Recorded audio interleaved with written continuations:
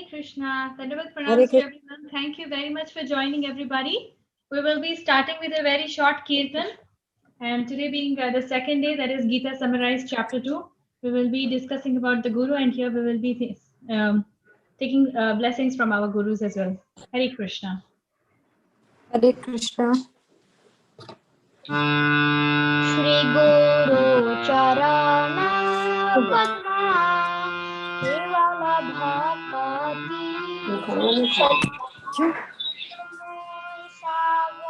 मन नहीं कर रहा Mate Guru Charana Padma Kevala Bhakti Sadma Bandhu Moy Savadhana Mate Bandhu Moy Savadhana Mate Jahara Prasade Bhai Ekad Goriya Jai Jahara Prasade Bhai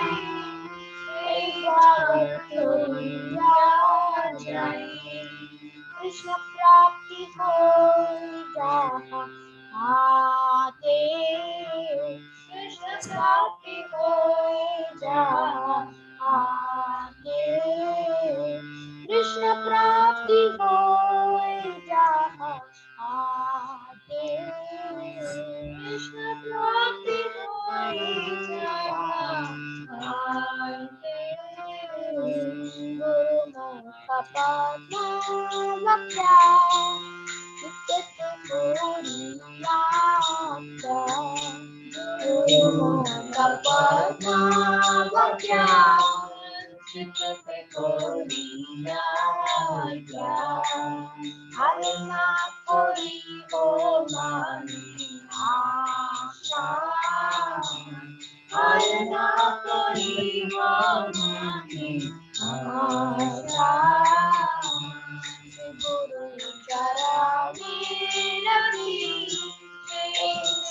Kamavati De Prasadi Pure Sarva Asha De Prasadi Pure Sarva Asha चक्षुदान दियो दे जन्मे जन्मे प्रभु से दिव्य ज्ञान हृदय प्रकाशितो दिव्य ज्ञान हृदय प्रकाशितो प्रेम भक्ति जहाँ होते अविद्या विनाश जाते गीत गाए जहाँ रचरितो गीत गाए जहाँ रचरितो Guru Karuna Sindhu Adham Janara Bandhu Loknath Lokera Jivana Lokera Jivana Mahaprabhu Kara Daya Deho More Pada Chaya Deho More Pada Chaya Evijat Sukri Guvana Evijat Sukri Guvana Jayo Prabhu Pada Jayo Prabhu Pada Prabhu Pada Jayo Prabhu Pada Jayo Gurudev Jayo Jayo Gurudev Sai Bol Hari Bol Hari Bol Hari Bol Sai Bol Hari Bol Sai Bol Hari Bol Hari Bol Hari Bol Sai Bol Hari Bol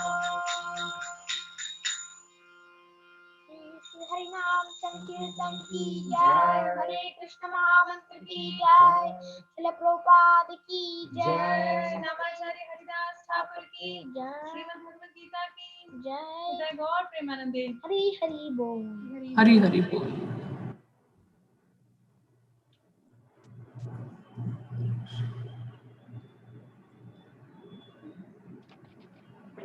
Hare Krishna, everyone. Hare Thank you Krishna so much, Dash. Hare Krishna. Yes, Vandana Mataji, Hare Krishna. Are you able to hear me? Is my voice? Yes, Prabhuji. Absolutely okay, Prabhuji. Perfect. Thank you so much.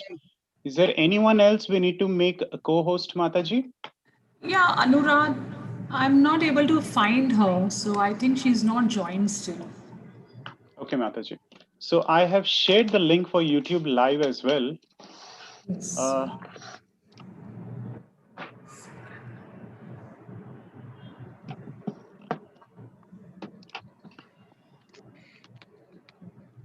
Yes, that's the one. Yeah.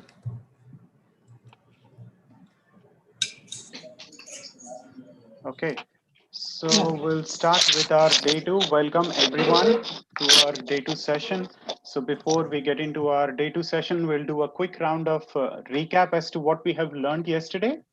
And then we will get into our day 2 session.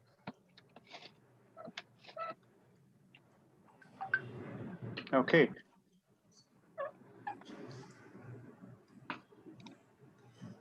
So what did we learn yesterday in the day 1? Well, this is kind of weird. I'm not able to see anyone on the screen. It's okay. It feels like as if I'm talking to myself, but that's okay. Yes, we can see them. Thank you so much. Okay. Thank you so much. Hare Krishna, everyone. Thank you so much for being on the videos as well. Okay. So Hare Krishna, Swami, Hare Krishna. Hare Krishna, Hare Krishna. Hare So Krishna. what we learned yesterday in day 1 is we have learned about Srila Prabhupada, how he established ISKCON, International Society for Krishna Consciousness. We also learned at the age that he has took to ISKCON, where at the age of almost 69 years, when people plan to retire, that's where he planned to embark on his journey, where he went to the West to start off with. Yes, International Society for Krishna Consciousness. And that's where, again, he went into Moscow, where he started off with 1971. And then we also learned how one should understand Gita or should learn Bhagavad Gita. We also learned about the pure mode of surrendership one should get into to understand Bhagavad Gita. And also we learned as to how one should learn Bhagavad Gita scrutinizingly, right? Should not concord or should not have their own thoughts or their own questions, or they come up with their own interpretations. That's also we learned. And then we got into the topic of observing the armies on the battlefield of Kurukshetra. Then we saw about three observers. I hope we remember the 3 observers who were observing the army primarily. Yeah. One, the primary observer was Arjuna. The second one was the blind Dhritarashtra. And Sanjay. And yes, Sanjay. Sanjaya was also seeing through the vision because he had Duryodhan. the Duryodhan as well. Duryodhan, Dhritarashtra. Perfect. Only one. Arjuna, Sanjay, Yes, and Arjuna as well. Thank you so much. So we saw how politically or diplomatically Duryodhana was trying to chastise or try to get into Drona and try to say, please try to do your dharma, ensure that there is no leniency in the fight during when we are waging the war, and so on and so forth. We saw that as well. And then we also saw the ominous signs of victory. We almost saw like 9 to 10 signs of victory. I hope we remember them as well, faintly somewhere here and there.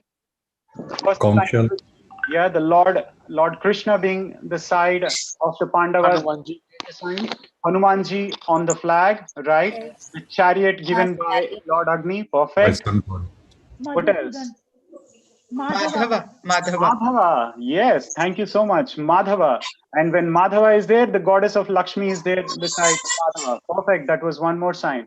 What else? Panchajanya, right? The Panchajanya, the conch shells, the Divya, 2 transcendental conch shells was Panchajanya and the Devadatta. Perfect. And Tumulonada, which Mataji was trying to say. And Kurukshetra. Kurukshetra. What was that? Dharma Kshetra. Excellent, excellent. So thank you so much. I think you people made my day. At least we remember the signs of victory. And then the other one was the Mokshada Ekadashi as well. That was one more auspicious day. And the word or the term that was used by Duryodhana for his own army men was Tyakta Jiva. It means these people are already ready and they're going to die. That was one more thing, right? And then we went into where he wanted to inspect the entire army, both the armies on the battlefield. He wanted to inspect that, where he asked to stop it. And that's where the 5 arguments came into picture. After seeing the 5 questions are raised into his mind, that's where he wanted to cast his bow down. And these were the questions. I hope we remember the 5 things as well. One was the compassion, right? Compassion towards his own people and towards his enemies as well. Second one was Loss of enjoyment. loss of Lot enjoyment, of and the second enjoyment. perfect Fear of sinful fear of reactions. sinful reaction. Thank you so much. Destruction of family traditions. Yes, the destruction And of family indecision. traditions. Indecision. Enjoyment It will without produce family. Varna Shankara. Yes, the Varna Shankara. There will be a Varna Shankara when everyone is going to die. The destructions of the family, right? Family traditions. And then the last one was the indecision, which we're going to see that. Indecision. Perfect. This is a perfect platform to enter into what you call our chapter 2, which is the contents of the Gita summarized. This particular chapter is the second longest chapter in the entire what you call Bhagavad Gita. So it's like the concise which is given over here. We will try to see as much as possible over here. We will try to cover as many aspects, because there will be Karma Kanda, Jnana Kanda, and also we will speak about Buddhi Yoga, Nishkama Karma Yoga. We will see all those things. But if at all I'm not able to explain anything in depth, do not worry, because we're going to cover these aspects again tomorrow and the upcoming chapters as well. Right. I think I forgot something which I wanted to mention here today, but never mind. As and when I recollect that, I'm going to come to. Yes, I remember. So yesterday there were primarily many questions before most of you people could disconnect. The primary questions were, if God, the supreme personality of God, is so supreme and is so ominous and is so merciful, how come he gives a lot of pain to people? How come he doesn't what you call chastise people, or how come he doesn't counsel people or change the mindset of people? This was one primarily question which everyone were asking again and again. If he's so merciful, I think we answered the question, but just for the betterment of everyone, once again I would like to answer. As we said, we are jivas. We will learn that more further, and he's the Param Purusha. And the Param Purusha will never ever what you call try to force the jivas. I think we'll do one thing. Prabhu, I request if you can make me the host, because I think you've not done, so I can mute everyone. Yes. There is this Mataji, volume. I'm sorry to interrupt you. no problem, Mataji. Yeah. Mataji, you're already the co-host. So that I put it there. చూడు English లో చక్కగా మాట్లాడుతున్నారు అలాంటి వినాలి Okay, now I got it. ఆ teacher అయితే చెప్తాను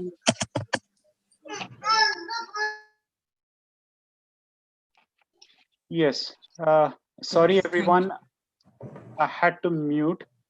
So whenever there is a particular, I think I'm going to block the chat as well, because we'll open the chat as and when we get into the question answer session. I hope that's fine with everyone. Let me quickly pull my screen as well. Hare Krishna, Prabhuji. Hare Krishna. Hare Krishna.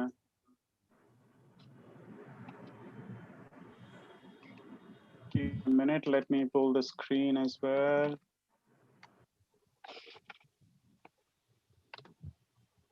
Hare Krishna, Krishna Krishna, Hare Hare, Hare Rama, Rama Rama, Hare Hare.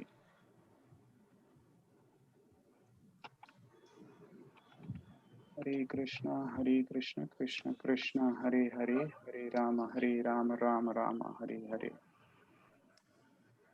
Hare Krishna, Krishna Krishna, Hare Hare, Hare Rama, Rama Rama, Hare Hare. Hare Krishna, Krishna Krishna, Hare Hare, Hare Rama, Rama Rama, Hare Hare. Hare Krishna, Krishna Krishna, Hare Hare, Hare Rama, Rama Rama, Hare Hare.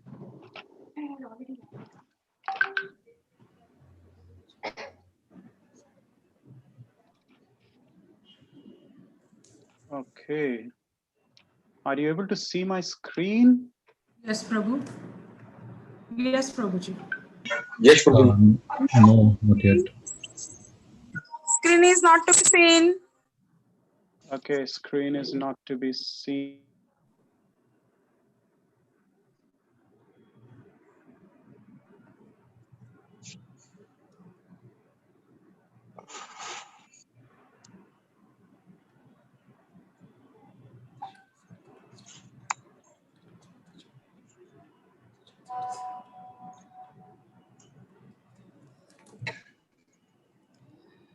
Prabhu, even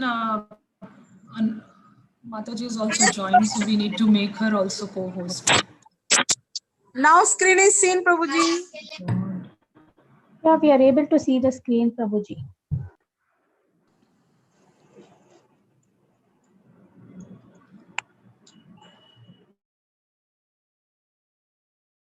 So,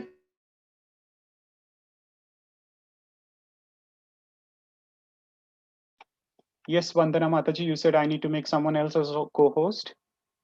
Yeah, Anuradha Mataji is joined, so I will just check where she Anuradha is.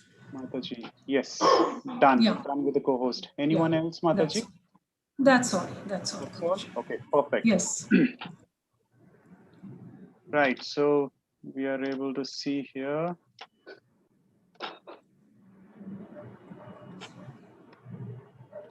Right. So now we will get into the chapter number 2. So with this, with the five arguments which Arjuna had, we will get into chapter number 2 here, which is the contents of the Gita summarized. Before we get into the chapter 2, we would like to offer our prayers to all our acharyas and gurus and seek their blessings as well. Om Ajnanatimmirandhasya. Sorry about that.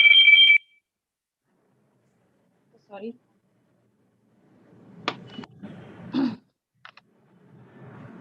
Om Ajnanatimmirandhasya Jnananjanashalakaya Chakshurunmilitam Yena Tasmai Shri Gurave Namaha Shri Chaitanya Manobhishtam Sthapitam Yena Bhutale Swayam Rupa Kada Mahyam Dadati Swapadantikam Vandeham Shri Guru Shri Yuta Padakamalam Shri Gurun Vaishnavamscha Shri Rupam Sagrajatam Sahagana Raghunathanvitam Tam Sajivam Sadvaitam Savadhutam Parijana Sahitam Krishna Chaitanya Devam Shri Radha Krishna Padan Sahagana Lalita Shri Vishakha Vitamscha Nama Om Vishnu Padaya Krishna Presthaya Bhutale Srimate Bhakti Vedanta Swaminiti Namine Namaste Saraswati Devi Gauravani Pracharine Nirvishesha Shunyavadi Paschatya Deshatarine Jai Shri Krishna Chaitanya Prabhu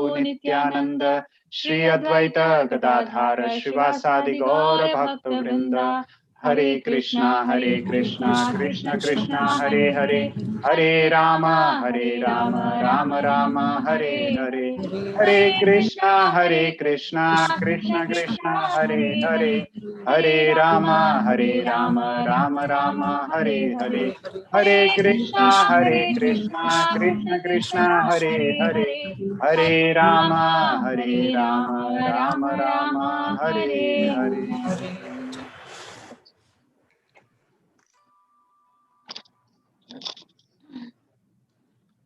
Shri Harinam Sankirtan ki jai, jai Srila Prabhupada ki jai. Nitai Gaur Premanande, Hari Hari Bol. Right, with all our prayers and with all our offerings, we will start this particular session. And all the teachings or all the discussions which we are having is from the book, which are based on the teachings of His Divine Grace, A.C. Bhaktivedanta Swami Srila Prabhupada, who's the founder Acharya of International Society for Krishna Consciousness.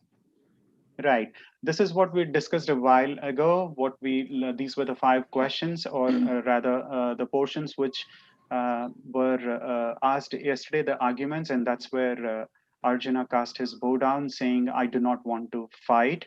And we will see that these particular questions, one after the other, will be answered by Lord Shri Krishna today in this particular chapter, starting with the Karma Kanda. He will try to give emphasis on what is Karma Kanda. A little bit we will learn about that.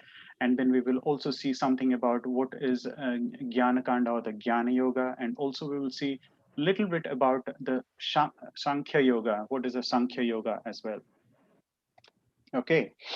Now getting into this particular chapter, we're going to see today's discussions is about Guru. The first 10 verses identifies about why the Guru is required.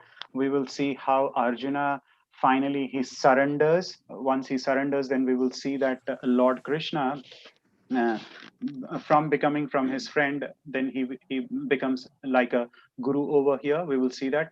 And then we'll see what is our actual identity. What is the true identity. At the same time, we will also try to learn about the 2 dharmas, which is the Swadharma and the Nitya Dharma. In that process, we will also learn which is the material dharma, what is Varnashrama dharma, so on and so forth, little bit here and there we will touch. And finally, we will see about who is Atmarama, right? Who is a person who is Atmarama. We're going to see that as well. Right. In the next 45 minutes to 1 hour, we're going to have discussions, and post that we're going to raise into the question answer sessions. Okay, moving on to the next slide. I hope everyone is aware about what is a spiritual world and what is a material world, right? Yes, is everyone aware of what is a spiritual world and material world? And I don't think it requires any explanation, but still we'll try to have a discussion. If anyone would want to comment, you can unmute yourself in terms of what is spiritual world and what is material world for the better of everyone. Spiritual world. Hello, Hare Krishna. Hare Hare Krishna. Krishna. Hare Krishna. Material world, we understand it is desire actually, and spiritual world is desire for Krishna service. Desiring for Krishna service, perfect. Anything that we are doing in terms of Krishna devotional service, that's where we will lead into the material world. Perfect. Thank you so much. Thank you so much, Mataji. Right. So we will learn further in terms of various classifications of the material world in our upcoming chapters. But for now, we understand, yesterday also we discussed, we are in the material world where it is like dukkhalayam and a sashvatam. It's like a temporary. Here, all the pleasures over here are temporary. It's like a vicious cycle. Today we are happy, tomorrow again we are sad, happy, sad, happy, sad. We get into the cycle of birth and death. That's what it is. But when we talk about the spiritual world, there is nothing called as what we call life after life, or there is nothing called as a birth and death cycle in the spiritual world. Now, why are we talking about the differentiation between the spiritual world and the material world? We will understand in just a minute. Okay.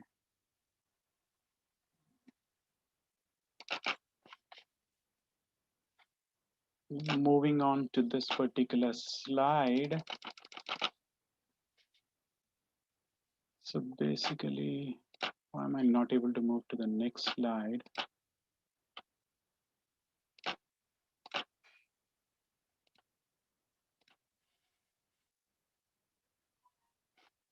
Okay, I guess my slide is stuck.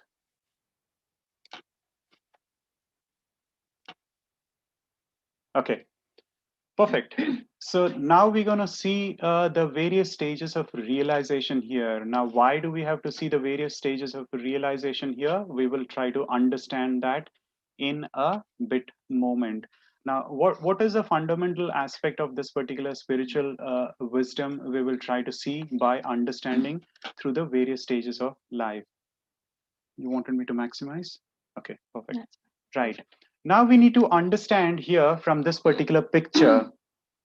We see that this particular picture is a tree, but is our vision perfect? So what I'm trying to establish here is, can we see God? Can we see God, or can we understand God? So this is what we are trying to establish here. So looking at this particular picture, we will be able to see that yes, there is a tree right in front of us, but we do not know what kind of tree is that. What are there fruits in that particular tree? Is that a fruit bearing tree or not? We will not be able to understand that. Then how do we understand that? Once the seeker gets into the mode of a seer, where he will try to realize in terms of by taking the shelter of a spiritual master or a guru, once he gets into the close proximity by understanding further, then only we will be able to understand what exactly is this particular tree all about. Does it give any fruits, or does it not give any fruits? Is it of any use or not? That's how we will be able to understand. The more we go closer, we'll be able to see the tree and the objects on the tree. And also, if we see the picture which we have given over there, also we will be able to see the close proximity of a parrot as well. Moving further, so what we were trying to explain or trying to establish here is about the various realizations of God that we have today. So today we see that there is something called as we have taken an analogy here in terms of sun, the sun disk and the sunshine and the sun god. We know that there is something called as a sun god, which is the position of the sun god, and the person of the sun god name is Vivaswan. But there is something called as a sun disk, which is the planet where the sun god is associated. But what is the sunshine? Does it mean that the sunshine itself is the sun? We can't rule that out. Similarly, we are trying to make here the various stages of realization, which is the Brahman effulgence. What is Brahman effulgence? It is the effulgence or the illumination of the Lord, that is the Supreme Lord. That is what we call that as a Brahman effulgence, where various yogis or various Mayavadis or so on and so forth, they think that Brahman effulgence is everything.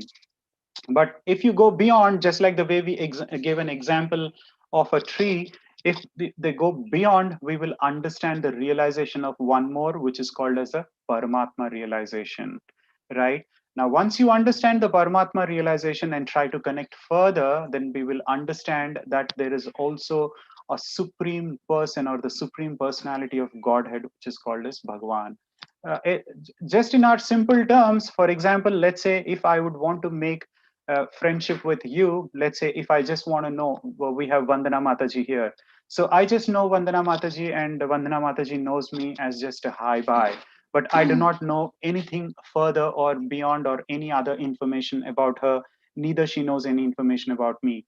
But the more we get curious and the more we get into a sort of friendship or a sort of a cordial relationship, and we try to connect each other, that's where our close proximity comes into picture, and so on and so forth. At finally there will be a situation where she will be able to reveal the secrets and I will be able to reveal our secrets. That's exactly what we are trying to establish here with the various stages of realization. Now, how can we understand this various stages of realizations? Can we understand that with just our blunt senses? Yesterday we were talking about that we have four defects. The four defects that primarily each and every jiva has is one, we have imperfect senses. Second, we are always illusioned, right? And the third one, what was it? Imperfect senses, we are illusioned, and the third one is we have a cheating propensity, right? And the last one is about we always commit mistakes. Yeah, thank you so much. Thank you so much, Darsh. So, right, we always commit mistakes. We have a cheating propensity, right? And we have imperfect senses. Whatever senses we have and whatever we have, we think that that's the correct according to our understanding. right? Then how do we take care of all these four particular defects? Only with the assistance of a bona fide guru or a spiritual master, we will be able to understand that. So this is exactly why I was taking some time to understand this topic, because what happens here is, in this chapter begins with where Arjuna tries to surrender himself to Lord Shri Krishna. First, Arjuna presents with more and more doubts and then the reasons, and that's where he tries to avoid the fighting. This is where he tries to avoid fighting because he's completely confused. And this is where his relationship with Krishna changes from a friend to a guru and a disciple. Right. Moving further, we will see that we will only try to understand Lord Bhagwan, or the Supreme Personality of Godhead, who is called as Bhagwan. We will also learn about this particular concept, which is explained in the Upanishads. You remember this particular quote? Aishwarasya samagrasya viryasya Yashasah yashashah Shriyah Jnana-vairagya-yoschaiva vagyayasya. Sannam Bhaga Itingana. Which means this is from the Vishnu Puran. He's the all riches, all strength, all fame, all beauty, all knowledge, and all renunciation. Right? How is he all riches? Because he has goddess Lakshmi right next to him. How is he all strength? We might be wondering. He's all strength because at the age of 7 years, 7 days, 7 months, he lifted Govardhana, right? All fame. How is he all fame? We call him as a Makhan Chor, whatever, Nutcut, all names. But someone calls us Chor to us, we will be behind the bars. That's how he's so famous. How is he all beauty? Because when in the Jharkhand forest we have in the scriptures, it was not only the jivas who were dancing or with ecstasy, but it was all the animals and everyone who were dancing in ecstasy, right? And then he's all knowledgeable, right? He is the, where we see in 15.15, sarvasya chaham hridi sannivishto matasmritir jnanam apohanam cha. He's the vedescha sarver ahameva vedya, right? He's a full of knowledge and all renunciation. He is within us, but yet he's aloof. He's all pervading, but he's aloof. That's how we call him as a all renunciation. That is the aspect of Bhagwan. So we'll try to understand all these aspects with the help of a spiritual master, that is a guru. That's exactly where Arjuna tries to surrender to Krishna. Okay, moving further, we will see this particular shloka. Karpanyadosho-pahata svabhavaha pृच्छामि त्वां धर्मसम्मूढचेताः यच्छ्रेयस्यान् निश्चितं ब्रूहि तन्मे शिष्यस्तेऽहं शाधिमां त्वां प्रपन्नम्. Now I'm confused about my duty and have lost all composure because of my silly weaknesses. In this condition, I'm asking you to tell me for certain what is best for me. Now I am your disciple and a soul surrendered unto you. Please instruct me. Humbly surrendered and asking for guidance.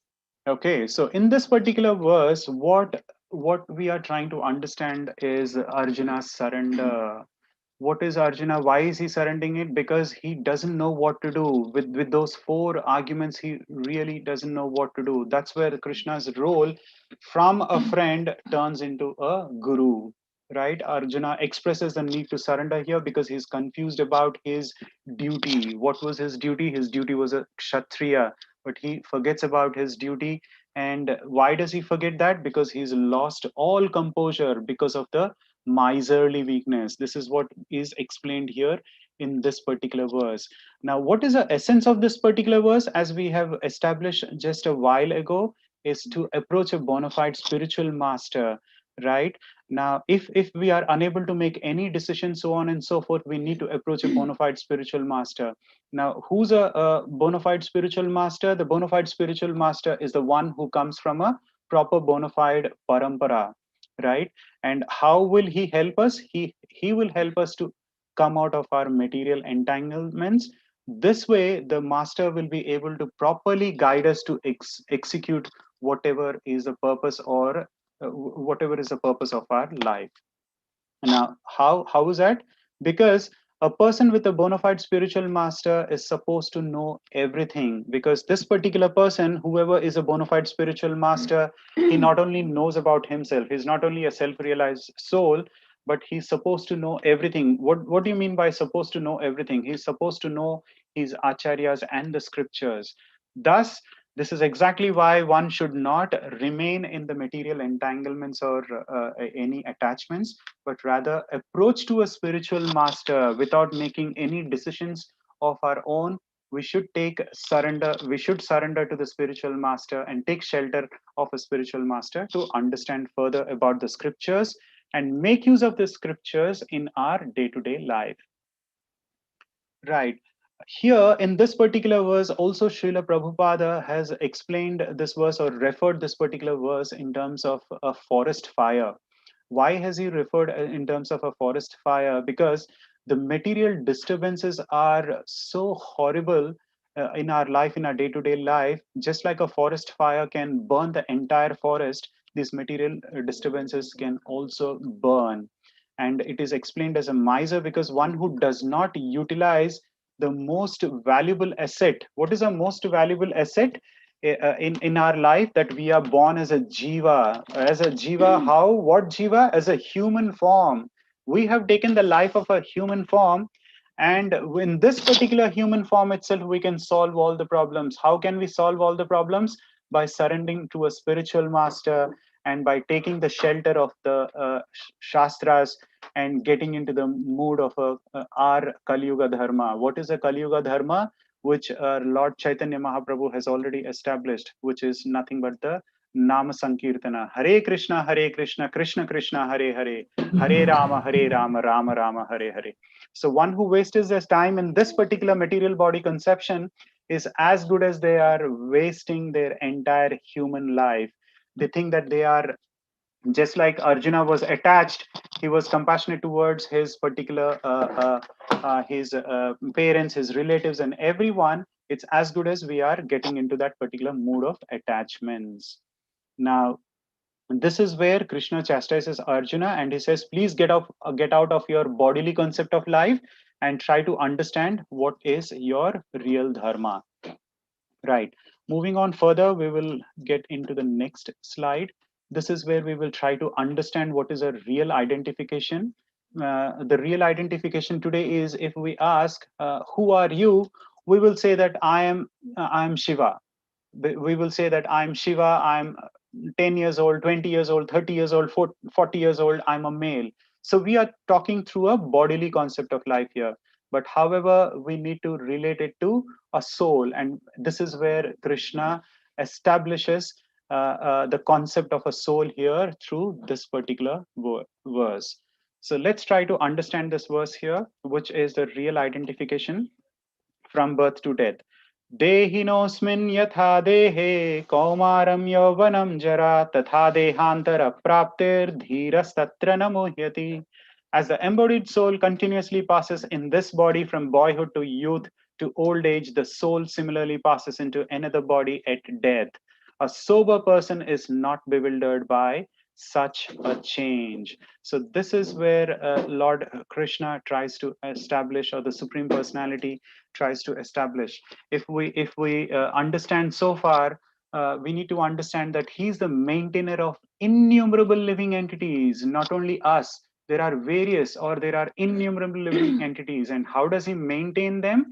He maintains them through various situations. By there are the individual work and the reactions of the work one goes through.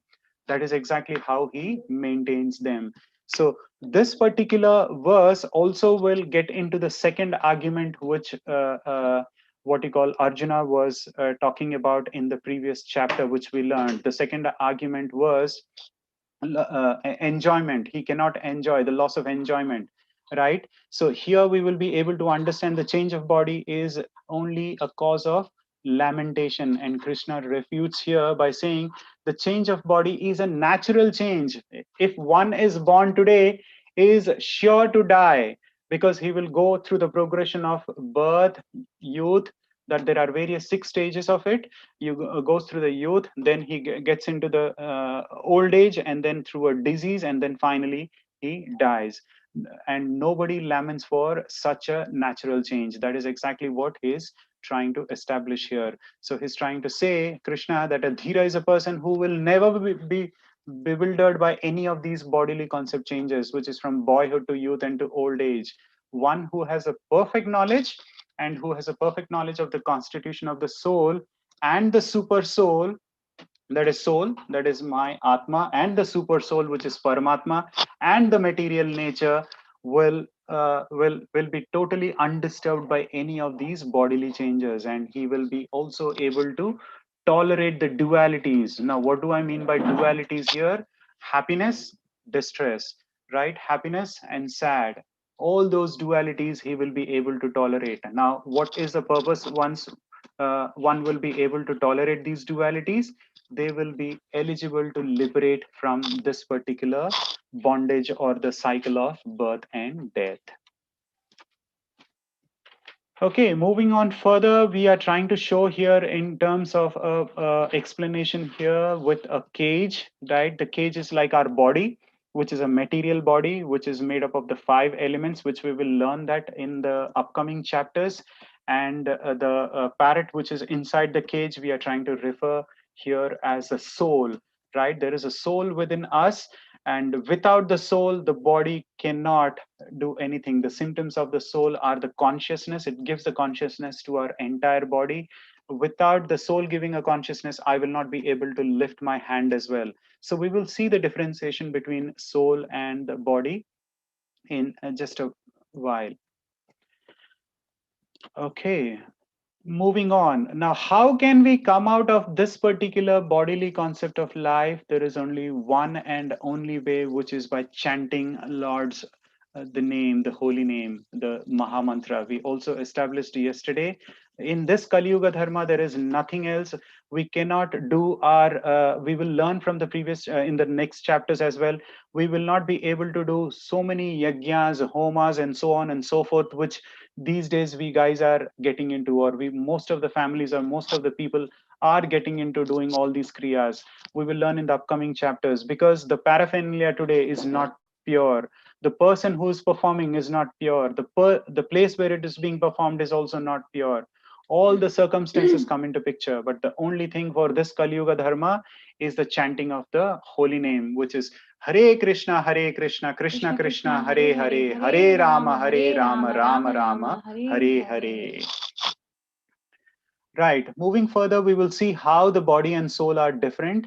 We need to understand that from these particular verses, the size of the soul is also explained in our scriptures. It is the 10,000th part of the tip of our hair. So we are eternally spirit souls inhabiting temporary bodies. Now, what do I mean by eternally spirit souls? We have been there from time immemorial. We used to always serve the Lord in the spiritual world. Then how did we get down to the material world? Because we wanted to enjoy individually away from the spiritual world. We turned our face away from the spiritual world and from the Lord, and we also wanted to enjoy. When we wanted to enjoy, Lord said, okay, you wanted to enjoy, you can go take you can get into a body. That's how we got a body, and that's exactly why we are in this particular material world, in this particular material nature. Now the soul takes another body at the time of the death. This is what we are trying to establish here. Why? Because as we all know, the humans, there is a particular life cycle, and there is a particular tenure or a timeline where everyone survives for almost 200 years, and post that everyone has to die one point of time. And this is being explained here. We are taking certain analogies here in terms of a vehicle here. The vehicle is as good as the body. Without a soul, none of this particular vehicle can be explained.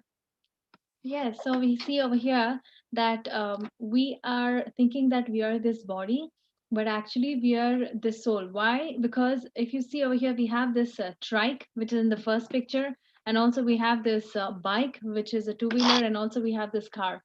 Can the car or the bike or the trike, can it move by itself? No, there has to be a driver inside. In the same way, we also need a soul which is driving this body, which is made out of dead. It's actually a dead matter. This body is made out of dead matter. If it once we perish, that is, once the soul is out of the body, this has no meaning at all. But however, when the soul is sitting inside this body, it starts functioning with so much magnanimity. So that's how we need to understand this, just an analogy or an example, how we can understand how this soul is driving this body, which is making this, like if I want to drive a bike, I want to say, I want to go left, right, I want to go straight. See, these are the instructions that the soul is giving to the body, and the body is able to do the functionality of the soul. Thank you so much. Now, why is this understanding required? This particular understanding is very much required for us because it will gradually detach one from our bodily concept of life. And then we will be able to think about the Lord. We will be able to render ourselves to the devotional service, and we will render ourselves to the lotus feet of the Lord. This is called the jnana, which we are trying to establish, and this is how the Lord is trying to chastise Arjuna about this particular jnana. And most important, Krishna for the first time states about a spiritual goal called as liberation here by giving this. Now let's try to understand further in terms of the differentiation between the body and the soul.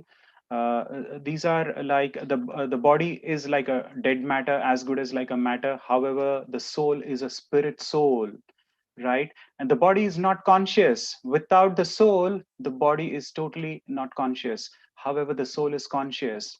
Now the body goes through various changes, right? From birth to old age, there are various changes. The soul never changes, right? The body is temporary. And finally, one day we're going to die. Once we're going to die, once we are dead, then the next body which we're going to take depends upon our karma and the deeds that we have done, and also by the grace of the Lord. However, the soul is eternal.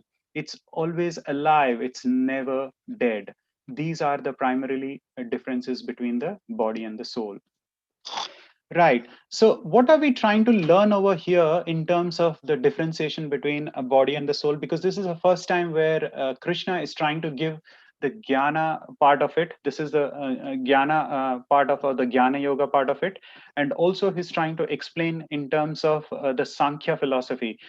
Just to give you a little bit just about what is Sankhya philosophy. Sankhya philosophy is something about, just like the word we say Sankhya, Sankhya with numbers. Sankhya philosophy also deals with the concept of numbers. Numbers in the sense, for example, yesterday we learned that the Bhagavad Gita talks about the 5 elements or the 5 topics primarily. I hope we remember. One was the Ishvara, then the Jiva, the Kala, which is eternal time, then the karma as well, and the last one was a material nature. These were the 5 topics which we were. Similarly, our body is made up of earth, fire, water, which we will learn that, and then we have something called as mind, false ego, and intelligence. So these are the elements which we're going to learn in the upcoming chapters. That is a Sankhya yoga, which Krishna is also trying to give in a gist or an overview here. Okay, in this particular slide, what we are trying to see is in the scriptures, it is clearly mentioned that we go through this 8,40,000 species of life. So if at all we are not able to take care of our human life, if we do not understand what is our real constitution of our life, then we are sure to take birth into any of these what you call lower species, or the 8,40,000 species of this particular life. So what is the only eligibility for liberation from this material bondage is that we are steady in our prescribed duties, and anyone whoever is not steady in our prescribed duty, we will get into the material pangs, and we will get into the bondage of cycle of life and death. And the other one, the person who will be able to tolerate, that is the happiness and the distress, then we will be able to come out of these particular material pangs as well. That is a primary learning which we are learning from these particular verses. Moving on further, we will see that one must perform their prescribed duties. This is exactly what we were talking about, or Krishna tries to establish here, Remember, we spoke about that we're going to learn about Swadharma and Nitya Dharma. This is where he's trying to explain. One must perform the prescribed duties regardless of the difficulties. These duties purify and elevate. So this is where the karma section starts slowly. He tries to inject the karma section by this particular verse. Matra sparshastu kaunteya sitoshna sukha dukkhada agamapaino nitya stamsi tikshasva bharata. O son of Kunti, the non-permanent appearance of happiness and distress and their disappearance in due course are like the appearance and disappearance of winter and summer seasons. They arise from the sense perception.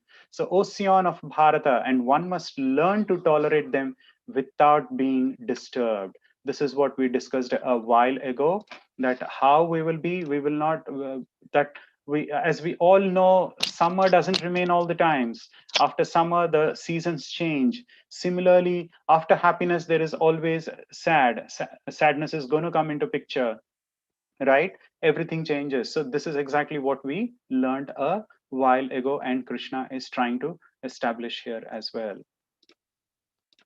Okay, moving on further, we will see from this particular verse the soul's characteristics. This is again the jnana or the knowledge, people, we are trying to talk here. Okay, 2.20, which clearly explains about the soul's characteristics.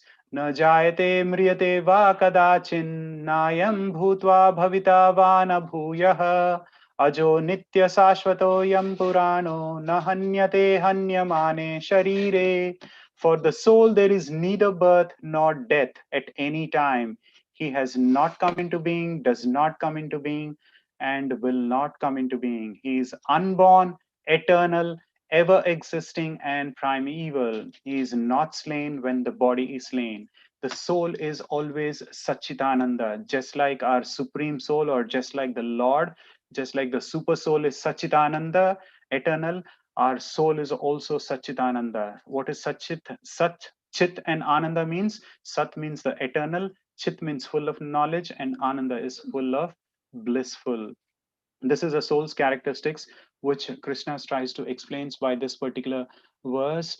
Now he's trying to quote this particular verse with the Shastras so that we support the opinion of Lord Krishna. Now we need to understand the soul does not come into being. It is always there, eternal. It was always there since time immemorial. That's what we learned yesterday as well. Then how does the soul come into picture into this material world? Because we wanted to enjoy away from the Lord. That's how we are here, and we are getting into different material body. But luckily we are in the human form right now, and it is high time that in this particular yuga dharma we pick up chanting, and that's the only way to purify, and we pick up those 9 devotional services, which we will learn further as well. The why Lord is trying to establish again and again, because as we just discussed a while ago, the body undergoes through 6 changes, right? Which is a birth, then the next it goes a growth, and after some time there is a sustenance, and then it gives the byproducts, that is where giving birth, and then dwindling, like getting into old age and so on, and disease, and finally into death. This is what we are trying to explain here for the body. But however, for the soul, these changes never exist. The changes never exist at all. That is what we are trying to explain here. We also call as the soul, our soul as Anu, the very small atomic part of it. However, the super soul is Vibhu. And the difference between the symptoms that are purely explained here is the consciousness. And what is a consciousness that we need to understand here is that we are as a soul, and we have a body which is a matter, and we also try to connect with the Paramatma. We are an individual soul, and we are having a material body in this particular material world, and the only way to come out of this particular material world and go back to Godhead is to connect to Paramatma. And if we are not able to do that, then we are prone into the cycle of birth and death. Okay, moving on further. What is death? Which is a scary topic. We might be wondering, why are we talking about death when we see that we still have a lot of time to go? Right. We will see that why death is important, or why Lord is trying to explain here from this particular verse. वासांसि जीर्णानि यथा विहाय नवानि गृह्णाति नरोपराणि तथा शरीराणि विहाय जीर्णानि अन्यानि संयाति नवानि देहि. A person puts on new garments, giving up old ones. The soul similarly accepts new material bodies, giving up the old and useless ones. Hare Krishna. Hare Krishna. Right. We will try to understand here what the Lord is trying to explain from this particular verse. Lord is trying to explain from this particular verse by simply giving an analogy. What is the analogy he's trying to explain here? For the soul, death is inevitable. Right? It's just like death is simply like changing of clothes. We die from this particular body and get into another body. So this particular verse will what he call, he rebukes Arjuna's lamentation. Remember, he was lamenting. What was he lamenting for? I do not want to fight because it's a loss of enjoyment and a lot, so many sinful reactions. I do not want to. And he was lamenting because of those particular, because he was still in the bodily conception of life. So the only way that we will be able to understand, or let's try to understand further in terms of this particular verse, as to how we can transform our atomic soul, or this particular atomic soul gets into or transmigrates into another body. It transmigrates into another body only by the grace of God, apart from our deeds, because we have done various deeds, our past deeds, right? And based on our deeds, a super soul fulfills this particular desires of the soul. Always remember, the soul has only one task. What does a soul do? The soul always desires, right? And whatever we desire, Lord fulfills that. And does he fulfills anything and everything? He will see based on our deeds, and also he will see, are we really eligible for that particular desire? And this is what he's trying to establish here. And the same information is given in the Shastras as well. The why I have put this particular picture here, because in the Shastras it's clearly explained with these two birds. I'm not sure if you people are able to see the two birds on the on our screen. Is one of the bird is enjoying the fruits, which is we as the jiva, and the other bird who's sitting and observing is nothing but the super soul. We are the jiva who are just enjoying, and the other bird is the paramatma, or the super soul, who is observing anything and everything that we are doing. And the main cause of this body changes is because we forget our real relationship with the Lord, which is our servant relationship, which we are supposed to serve. Now we will go to who am I. Again, this is the identity. We are talking lots and lots about the soul. This is all about the jnana or the philosophy here. I will move further with this particular, I think this is the last verse. We are talking about the soul. Yes. Nainam chandanti shastrani, nainam dahati pavakah, na chainam kledayantapo.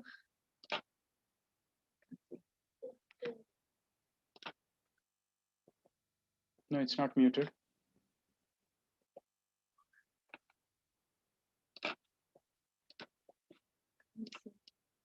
Okay, the soul can never be cut into pieces by any weapon, nor it can be withered, nor it can be moistened by water, nor be withered by the wind. This is what we are trying to, or the Lord is again trying to establish here in this particular verse. He clearly gives more and more qualities of the soul by giving this verse, right?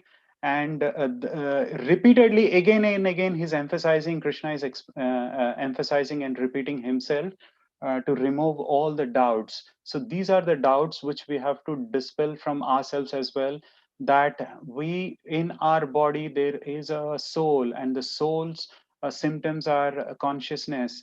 And with that particular consciousness, we need to understand that there is a soul within us, there is also a Paramatma within us. We need to connect to the Paramatma and to the Supreme Lord. And with this particular, only with this particular analogy, we will be able to clear our doubts. And I hope we will be able to clear our doubts as well about what is soul, what is super soul.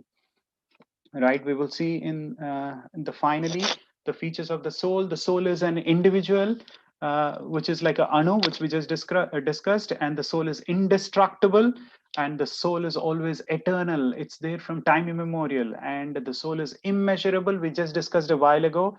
It is 1,000 part of a 10,000 part of the tip of a hair. It is immovable, right? And it is all pervading. Where it is there, it's there within our entire our body, right? And the soul is unchangeable, right? And the soul is invisible because it is so what you call minute. It is invisible as well. And the soul is inconceivable. This particular topic of the soul is so inconceivable. That's how in our mundane knowledge we will not be able to understand in our knowledge. You would want to add further? Yeah, it's like Krishna in this chapter, he talks about how from this verse, that is second chapter 12th verse, he speaks about how the soul is an individual.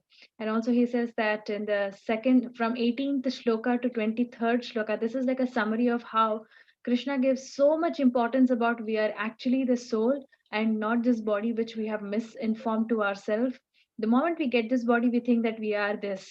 So this is the confidential knowledge that Krishna has hidden in this chapter, that we are indestructible as a soul and we are eternal as a soul. In the 18th shloka, he says that, and he says there it's immeasurable. Whereas we have certain vernier calipers or the scaling system, we have so many scales for like checking temperature of this body. We have thermometer, but however, we don't have anything, any tool that can measure or that can do anything to understand what exactly is the soul.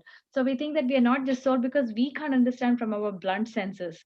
But however, we are actually this soul, and we are immovable. Where you cannot say, you know what, I'm going to come and pick this soul and keep it over here. It cannot be possible.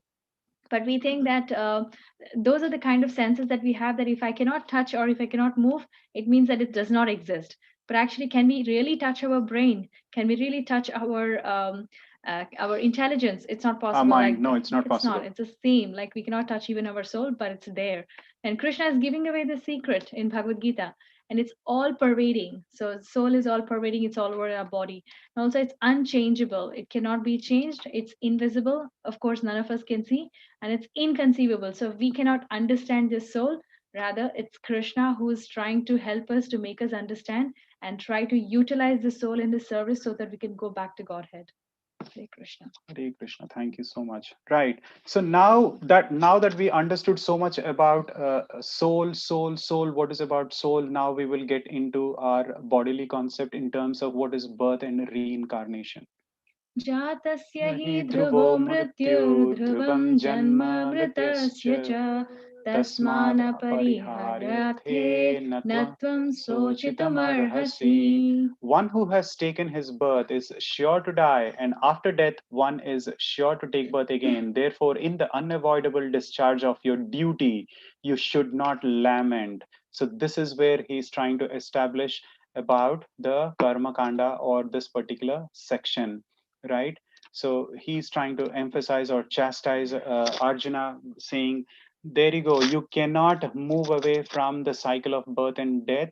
And if you have to move away from the birth and life cycle, ensure that you perform your duty. That is where the Karma Kanda section comes into picture, right? At times, many people take this particular verse in a different logic, and they try to what you call have their own interpretations as well. How they have their own interpretations, they take a disadvantage of this verse, and they say about unnecessary violence, and they try to encourage violence as well. How? Because they say that anyway the body is going to die, anyway we are born today, and anyway we're going to die. So what is this particular point at all? There is no way. So we can do violence, whatever way we can do violence, unnecessary slaughter, murder, and war, so on and so forth. All those things come into picture.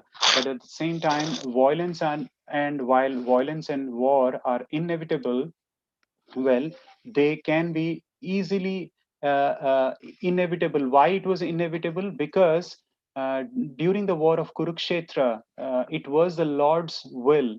That is how it was, the Supreme Lord's will, and it is inevitable to do it. But this doesn't mean that everyone gets into the mood of violence. And this is being established here.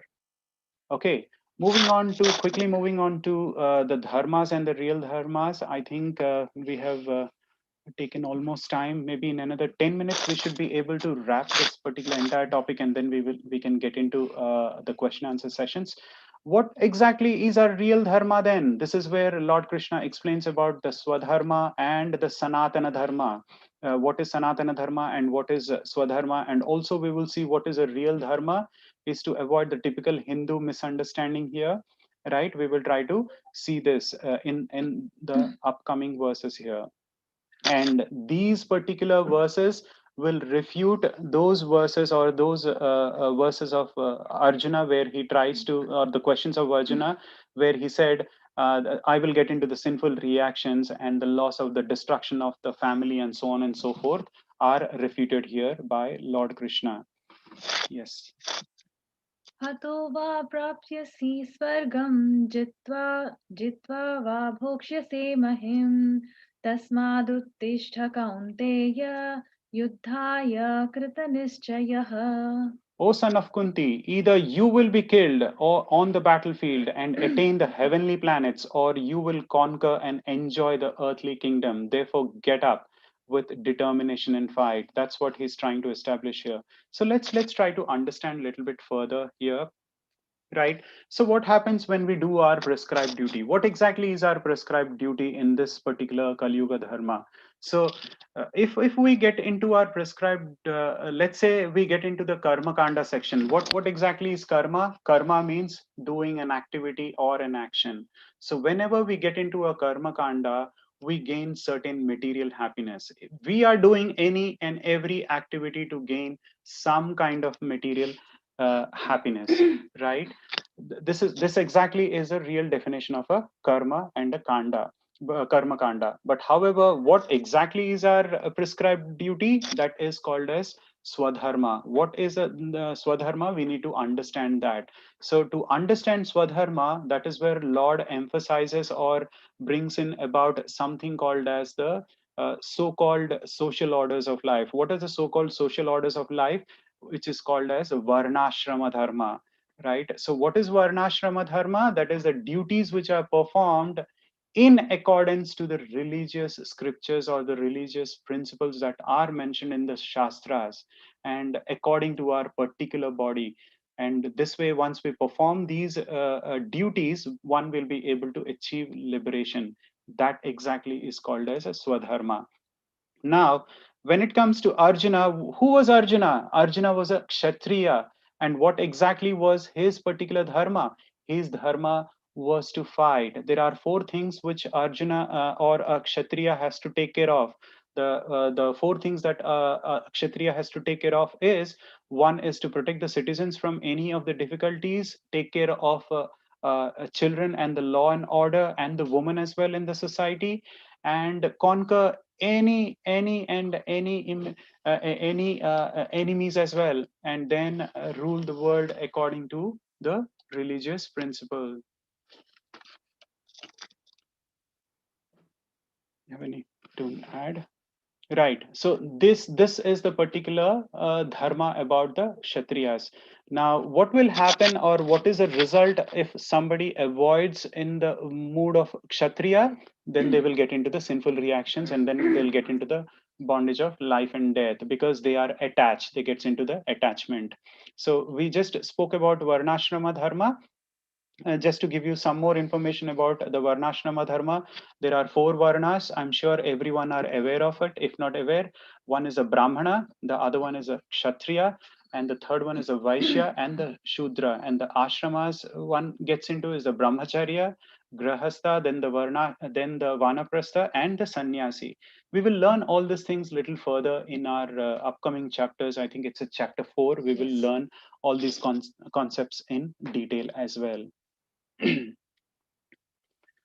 Right. So with this particular verse, he was trying to explain or refute those concepts which we learned about getting into sinful reactions, loss of his all the people, and Varna Shankara, and so on and so forth. Right. And he also tried to emphasize here, if we get into in depth, he was trying to emphasize here that you have learned, or you have fought with Lord Shiva for what? You have fought with Lord Shiva to get the Pashupatash Astra to give away this particular war? No. So wake up and fight. That is where he's trying to say, Uttishta, wake up and fight. That's where Krishna is trying to establish here. Moving on, Arjuna, that's where we just learned a while ago. Your enemies will describe you in many unkind words and scorn your ability.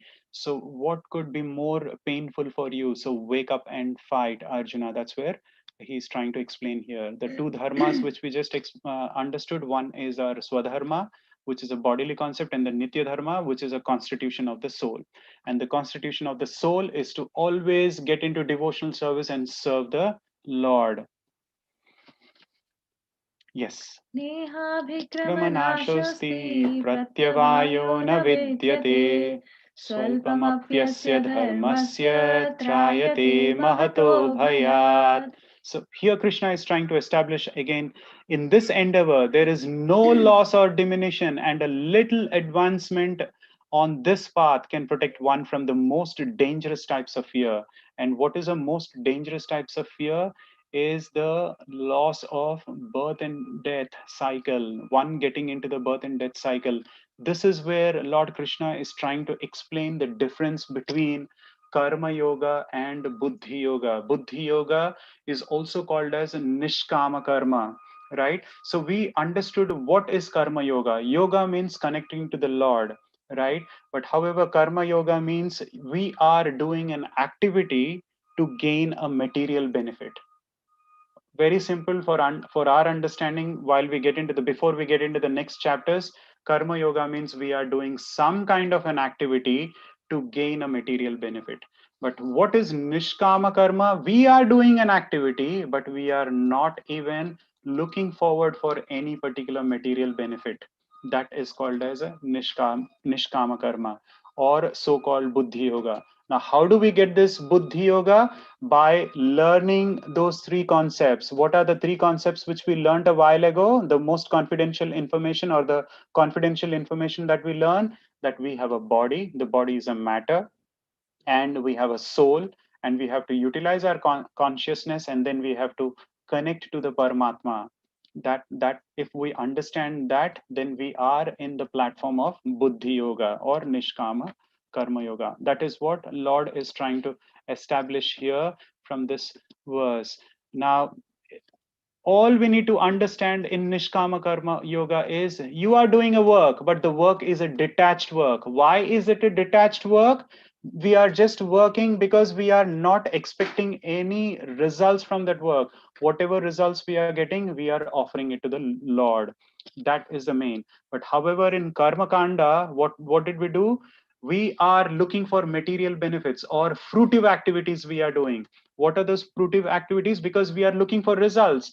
I'm working like a donkey today. Why? Because I want to earn more and more money. I want to amass wealth. I want to buy a car. I want to buy many material benefits. However, when it comes to Nishkama Karma Yoga or Buddhi Yoga, I understand that this is my body.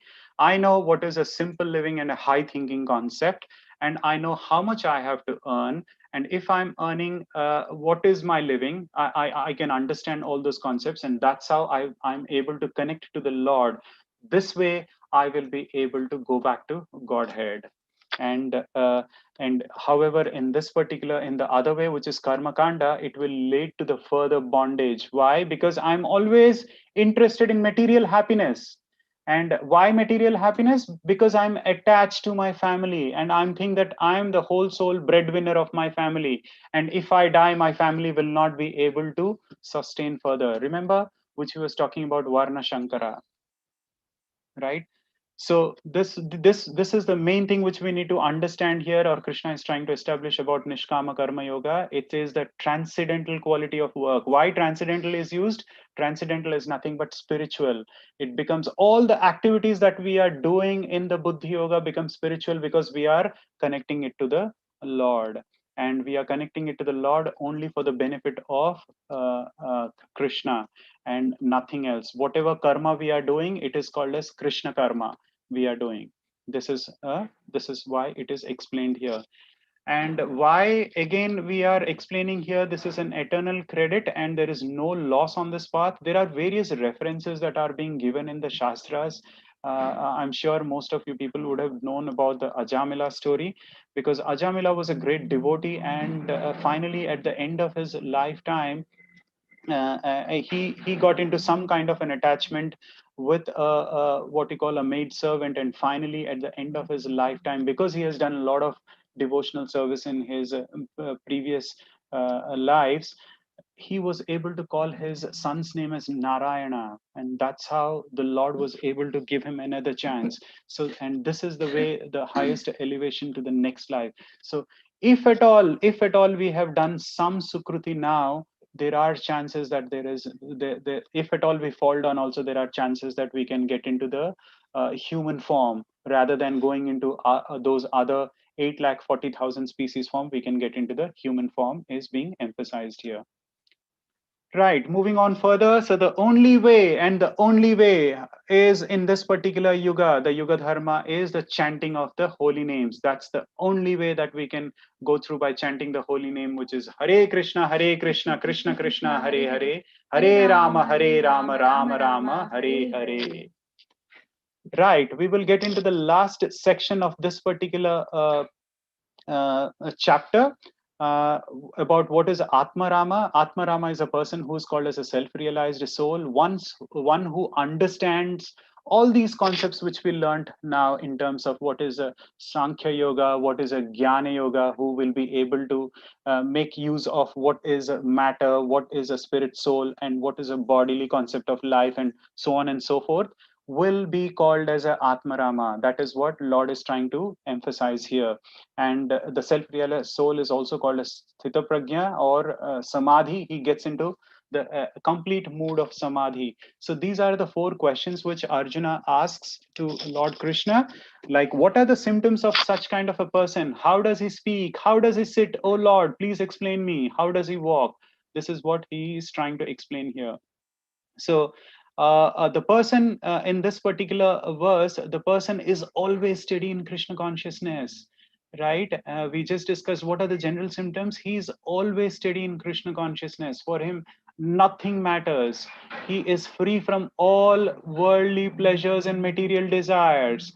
He's completely satisfied by realizing the eternal servitorship to the Supreme Lord, right? Prabhupada is an epitome of this, or is an example, is a classic example for him. And the next best example we can talk about is Chaitanya Mahaprabhu. He did his swadharma, or his bodily concept, and also he tried to do his nitya dharma. Chaitanya Mahaprabhu, what did he do? He renounced, he left his family, because he wanted to understand there was a much more real purpose in his life. And what was a more higher purpose in life? The higher purpose in life was preaching. That is exactly why he left everything and he went. Right. And how does this particular person speak? This particular verse talks about, there are various verses, that is 2.56 and 57. We will understand how does this particular person speak. Basically, we are trying to understand what is his response to others.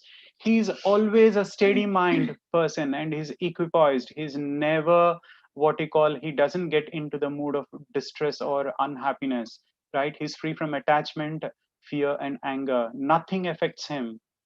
Nothing, literally nothing affects him. He's unaffected by good and evil, because for him, he's out of the bodily concept of life, and he thinks that whatever is given by the grace of Lord. And how does he sit? By restraining his senses. How does he restrain his senses? The analogy of a tortoise is given here, right? How does a tortoise, why the analogy of a tortoise is given here? Because if we have seen, whenever we go close to a tortoise and we try to tap on the tortoise, and whenever the tortoise sees that there is a threat, it withdraws, or it takes its limbs inside. Similarly, a self-realized, or a Atmarama, or a Dhira will try to restrain his or her senses, and will try to focus everything onto the Lord's, on the lotus feet of the Lord, right? And get into the so-called Shravanam, Kirtanam, and Vandanam, or deity worship. And there are various things, and that is exactly how he will engage on the Supreme Lord. And how does he walk? Basically, what does Arjuna mean by saying how does he walk? It means how does he engage? He always engages his senses only on the Supreme Lord. He's not disturbed by any desires whatsoever. For him, for such kind of people or the self-realized soul, Supreme Lord and Krishna conscious is a real, what you call, a real purpose in their life, and this is exactly what gives them real peace. So all the activities of Bhakti Yoga or the Buddhi Yoga comes into picture because they are free from false ego and the sense proprietorship or the ownership. They will not think that I have done this, or I am the body, or I'm the one who's doing it. Thus, with this kind of a knowledge of what we call Sankhya philosophy and the knowledge of a Buddhi Yoga, Atma Rama will be able to, at the time of his death, will be enter into the kingdom of Godhead. And that is exactly why we also called as a Sthita Prajna or a Dhira here. Okay, with this, so we have here Bilva Mangal Thakur. He was literally steady in Krishna consciousness, and that is why we can call him as a self-realized soul as well. So we are one who understands this is also called as a Atmarama, that we are not this body. The entire chapter summary we can understand. Lord Krishna has given the contents of this chapter, that we are not the body, we are spirit soul. Happiness and sadness comes and goes. The only way is to surrender to Krishna and always chant Hare Krishna and be happy. Right. So let's all chant the Mahamantra once here. All of you can chant it right. Yeah, Hare Krishna, Krishna, Hare Hare Krishna, Krishna, Krishna Krishna Hare Krishna, Hare, Hare Hare Hare, Rama, Hare Hare Rama, Rama, Hare Rama Rama, Rama Hare Rama Rama, Hare Rama Hare. Rama, Hare Hare Krishna, Hare Hare Krishna, Krishna, Hare Hare Krishna, Krishna, Hare Krishna Krishna, Krishna, Hare Hare, Hare Rama, Hare Hare Rama, Hare Rama, Hare Rama Rama, Rama Hare Hare Hare Hare Rama, Rama Hare Rama Rama Rama, Rama Rama Hare Rama, Hare. Hare Hare, Hare Krishna, Krishna Krishna, Hare. Okay, yes, now we can take questions. Thank you so much for all your time and patience. Sorry, we extended by almost like 10 minutes, 10 to 12 minutes. Now we are ready to take the questions, if any. Yes, I'm not sure if there are. Okay, let me open the chat section as well. Prabhu, there are some people who have raised hands. So shall we go that way or? Yes, Mataji. Yeah. So I'm unmuting Smita Mataji. Yeah.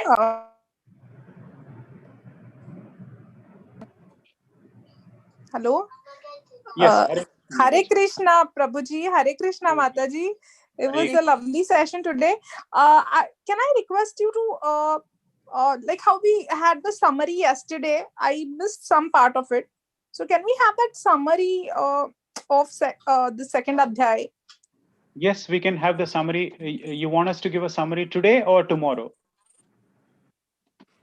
Whatever is convenient with you. Whichever way is okay. Sure. To give you a summary of this, so what Lord tries, or the Lord Krishna tries to, or the Supreme Personality of God tries to establish here in this particular chapter is the entire Bhagavad Gita is summarized here in this chapter. Now, how the entire Bhagavad Gita is what we call summarized here, because it gives the concept of what is karma kanda, right? It gives the concepts of karma kanda, right? What is karma? It gives talks about it, which we will learn a little bit further in terms of we will learn what is action, what is inaction, and what is forbidden action. Okay, I do not want to confuse you all with those complicated or whatever terms which you might think at this point of time. But yes, do not worry. We will learn all these particular concepts in the upcoming chapters as well. So he talks about karma yoga, and he talks about what is our swadharma, and then he gives the entire philosophy about a soul, right? What is the constitution of our body? He literally explains about the soul, why the importance of soul is, or the knowledge of soul is required. So he talks about the jnana or the Sankhya philosophy. He talks about the elements of a body, like the soul is indestructible, inconceivable, so on and so forth, immeasurable, all those topics we learned. And he finally he gets into something called as Buddhi Yoga. In that Buddhi Yoga, he tries to explain about how a dhira is, or how a person who's called as a sthita pragya, who's a steady in his mind, he will try to explain here. Now, how do we understand all these concepts? And then finally he talks about Atma Rama. Now, how do we understand this? We will be able to only understand this, he's trying to explain here, because there are in this particular human life which we have taken, there are various births as well. We have seen that we get into 8,40,000 species if we miss this human life. So we have to take shelter of a guru. That's exactly what it's being explained here in this chapter, that every jiva or a human soul has to take the shelter of a guru and surrender to the shelter of a guru. That's how we will be able to understand the Shastras. Now, if we are not able to take the shelter of a guru, then what will happen? Because our soul always desires in this material world, because the soul desires, we are always contemplating on the sense objects. We want material desires. Now, if we literally contemplate on the sense objects, what happens at times? If we are not able to fulfill those sense objects, what happens? We get into the mood of attachment to those sense objects. Now, with that attachment, what happens? The attachment leads to so-called lust. Now, the so-called lust, what happens? It goes to the next stage. When lust is unfulfilled, what happens? Literally, are you there, Mataji? Or am I giving too much of information? Okay, so as and when lust is unfulfilled, then anger comes into picture. Now, when anger comes into picture, what happens? We get into a complete stage of delusion. Once we get into a complete stage of delusion, we are bewildered with a memory, right? A memory is literally lost. Once a memory is lost, which is equivalent to a mind, then the intelligence is also lost. We are not able to make use of our intelligence. And when we are not able to make use of our intelligence, then we make all inappropriate decisions. When we make inappropriate decisions, again, we will fall back to the cycle of birth and death. Again, fall back to the cycle of birth and death, and we will continue to be in this particular material world. But one who's able to understand all these things will be called as a self-realized soul and a Atma Rama or a Dhira. That is the total summary of this particular chapter. Hope I was able to explain that.